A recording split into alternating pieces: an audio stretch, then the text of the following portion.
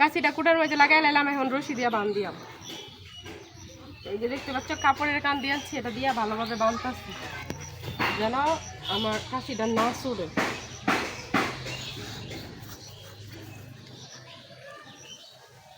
এই হলো কাশি বান্ধা হয়ে পড়লো। এখন কিন্তু কলা পাড়ার পালা।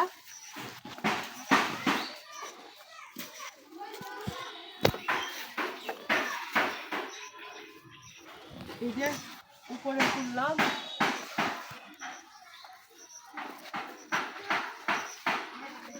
আল্লাহ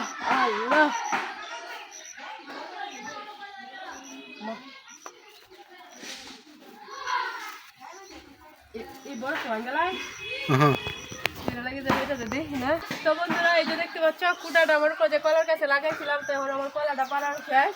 কিন্তু কলা কিন্তু যতটা মনে করছিলাম যে অনেক কষ্ট হইব কলাটা পাড়তে, আসলে কিন্তু কষ্ট নাই। সব লইলা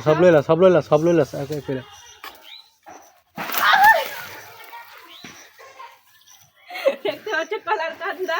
এই যে এটা হলো আনার যে কলা, তো এই যে দেখতে পাচ্ছি এটা দিয়ে তরকারি খাওয়া যায়। তো এক কান্দা কলা মানে একটু দেওয়ার পরে কিন্তু বড় যে কান্দাটা আছে এই কান্দাটা কিন্তু পড়ে গেছে। আর এটা কিন্তু আমার শ্বশুর তার বন্ধুর বাড়ি থেকে আইনা বুকটা লাগাইছে। তো লাগানোর পর মানে একটা বুক হয়েছে, একটা বুক থেকে একটা ছড়ি হয়েছে। আর কলাগুলি কত সুন্দর আর কত মানে আমার কিন্তু এই কলাটা খাইতে কিন্তু খুব পছন্দ হয়, আমার অনেক প্রিয়। তো যেদিন থেকে শুনছে যে আমার এই কলাগুলো অনেক প্রিয়, খাইতে পছন্দ করি, তারপরে একটা বুক আইনা লাগাইছে। আসলে সবার শ্বশুর শাশুড়ি একরকম হয় না। তো এই হলো, তো আসলে আমার শ্বশুর আমাকে অনেকটাই কেয়ার করে। তো শোনার পর বুগাইনা লাগাইছে। তো 6 মাস পরে কিন্তু এই গাছে কলা হয়েছে। 6 মাস আমার মনে হয় লাগে নাই, 6 মাসের আগে এই কলা হয়ে গেছে। তো কলাগুলো এক একটা কলা দেখো মাশাল্লাহ অনেক বড় এবং খাইতে কিন্তু বেশ ভালো লাগবে। আর এই যে দেখতে পাচ্ছ কলা, আর এই যে কতগুলো কলা পারলাম এই মাত্র, এই দেখো। আর কলাটা কিভাবে ঝুলছে দেখছো। আর এটা হলো আনাজ্জে কলা, আমাদের এলাকায় আনাজ্জে কলা নামে পরিচিত। তোমার এলাকায় কি কলা নামে পরিচিত অবশ্যই সবাই কমেন্টে জানা যায়। আর উপরে দেখো অনেক কলা রয়ে গেছে।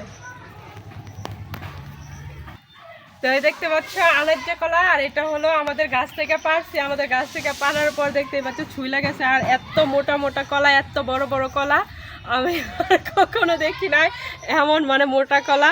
তো এই হলো আমার হাতে দুইটা, এই দুইটা মানে পড়ার পরে আলগা হয়ে গেছে এটার কান্দা থেকে।